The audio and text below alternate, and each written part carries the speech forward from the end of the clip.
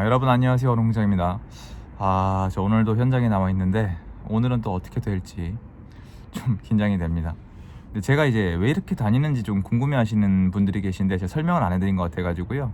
다른 분들보다 요즘 제가 좀 많은 관심사는 물론 저희 백스클럽도 있지만 요새 2022년도에 내 집 마련 아니면은 월세나 전세, 그러니까 집을 구하시는 분들, 2022년도에 새로운 계약을 하셔야 되는 분들한테 저는 좀 관심이 많이 가 있거든요. 중요한 시기라고 생각하기 때문에 지금 일단 9월달 이후로 거래량이 안 나오잖아요. 그러니까 거래가 또 끊겼거든요. 그러니까 수요와 공급이 아니라 거래 자체를 막아놨어요. 그러면 꼭 팔아야 되는데 못 파시는 분들이 분명히 나와요. 그분들을 찾아내는 게 인터넷에 나와 있는 게 아니라 가서 붙어봐야 돼요. 가서 깎아봐야 알아요. 그러니까 후려친다 그러죠, 과감하게. 그런 분들은 주로 평소에는 좀 괜찮으시다가 이제 마지막 내고 할 때 내가 정말 나 이거 진짜 팔아야 되는데 하다가 딱 흔들리시는 분들이 계세요. 그 가격은 정말 낮거든요. 마지막 실거래가보다 훨씬 낮아요. 근데 이거를 여러분이 직접 해내셔야 되는데 이게 네이버 치고 부동산에 연락한다고 되는 게 아니에요. 현장에 나가봐야 돼요. 특히 이 매도인이 저는 좀 가능하면은 좀 어렵지만 부동산에 내가 직접 가든 매도인이랑 직접 만나든 얘기를 한번 해보는 게 좋더라고요. 제 경험상 제가 지금 10월달, 11월달, 12월달 3개월 반 동안에 2건 진행했거든요. 그 정도로 물건이 잘 없어요. 그러니까 전국을 수도권을 쫙 돌고 이 데이터가 지금 제가 수집된 게 옛날 건 버리고 한 1년 정도, 한 9개월 정도 데이터 갖다가 추린 거거든요. 가성비 가지고. 그럼 이 지역 중에 괜찮은 곳에 가서 수도권에서 가성비로 지금 접근해도 된다는 곳을 찾아서 9개월 동안 쭉 데이터 봐서 연락처 받아와서 금매를 추려서 그 중에서 연락이 온 거를 또 접근을 하는 거거든요. 그러니까 중개사님들은 너무 피곤한 게 거래를 하러 간다 그래 놓고 불러놓고 또 깎는 거예요. 깎은 가격에서 또 깎는 거예요. 그러니까 여러분이 종종 보면 실거래가에 막 기존 실거래가에 비해서 되게 낮은 금액 찍히는 거 있잖아요. 그런 게 이런 건데 한 건 진행하는 게 너무 힘들어요. 그러니까 이분들은 꼭 팔아야 되는 거예요. 1가구 1주택 비과세나 일시적 1가구 2주택 꼭 팔아야 되는데 이 비과세 혜택이 크신 분들은 많이 내려주세요. 그러니까 아마 좀 옛날에 사신 분들이겠죠. 그러니까 이분들은 정해진 기한 내에 안 팔면 세금 불혜택이 되게 크니까 그에 상응하는 상당 부분을 내가 가져가겠다는 거예요. 이게 왜 가능하냐? 지금 대출이 막혀서 거래가 안 되거든요. 거래가 안 돼서 불혜택 보는 것만 생각하지 마시고 거래가 안 되는 거, 대출이 막힌 거를 역이용해서 집주인의 매물을 싸게 후려쳐서 가져올 수도 있다는 거예요.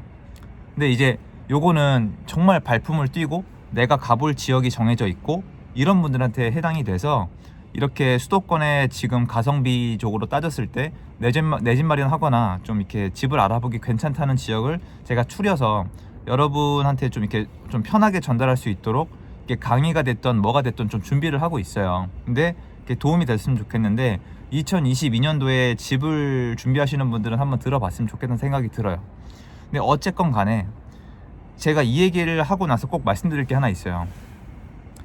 요새 기사가 점점 더 좀 심하게 뜨던데 제가 이렇게 하는 이유는 저는 지금 부동산이 하락하고 있다고 생각하지 않고 제가 너무 많이 말씀드려서 이제는 좀 지겨우실 텐데 저는 이제 수개월 이내에 쉽게 얘기해서 다시 또 수요가 시장에 나와서 시장이 불안정해지고 가격이 올라간다고 생각하는 사람이에요. 그런데 지금 언론에서는 전혀 그렇게 얘기 안 하거든요. 특히 이제 한국부동산원 자료가 있기 때문에. 근데 저는 지금 한국부동산원 자료를 안 써요. 근데 제가 너무 편하게 방송으로 하면서 나는 한국부동산원 자료를 안 쓴다라고 하니까 반응이 아니 너처럼 하면 네 방식대로 하면 네가 원하는 데이터만 갖다 쓰겠다는 건데 그럼 네 말을 누가 믿냐라고 하시더라고요.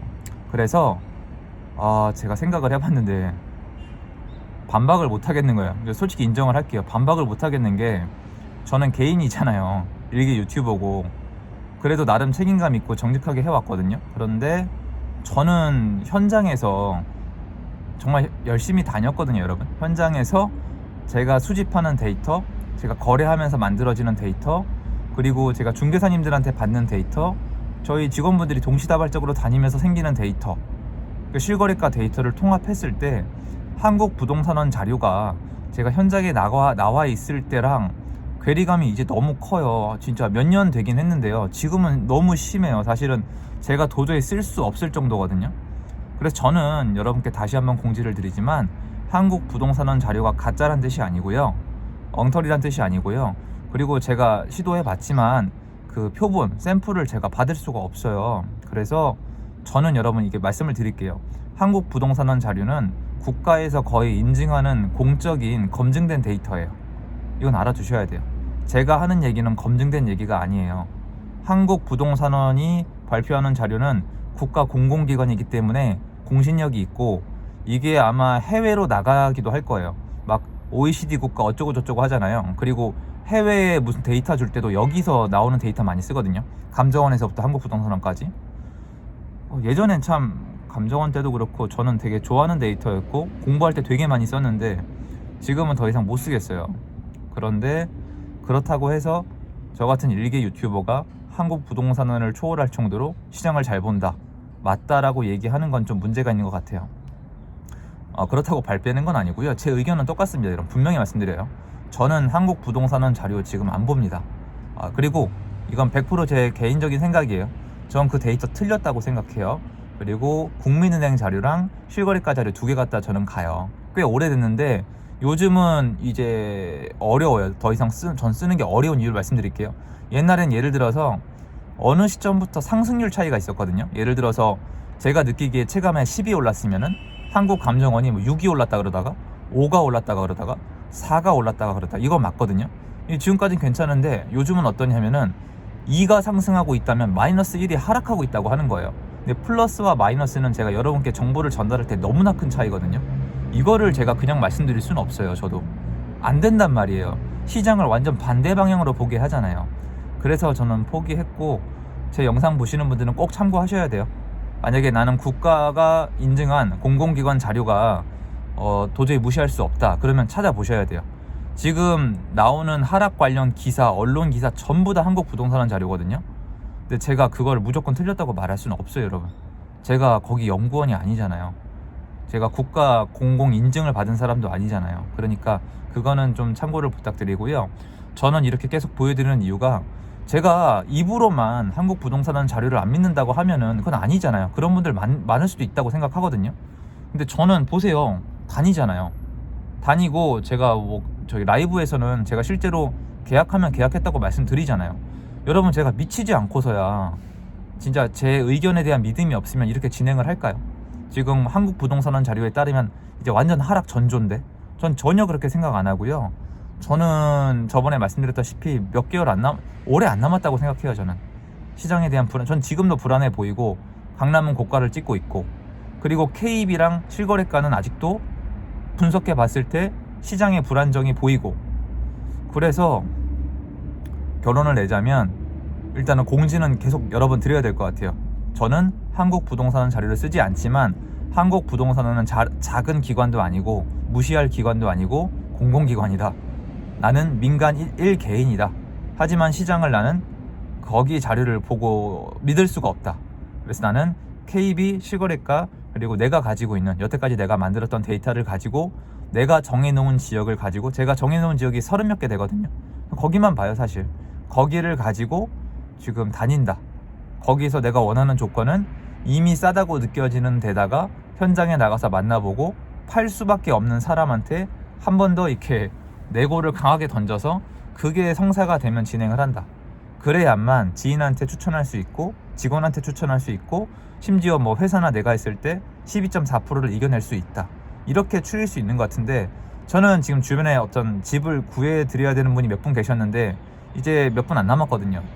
진행을 했는데 많이들 불안해하세요. 저번에도 영상을 올렸는데 언론에서 너무 세게 때려대니까 저도 답답한데 반박을 못 하겠더라고요.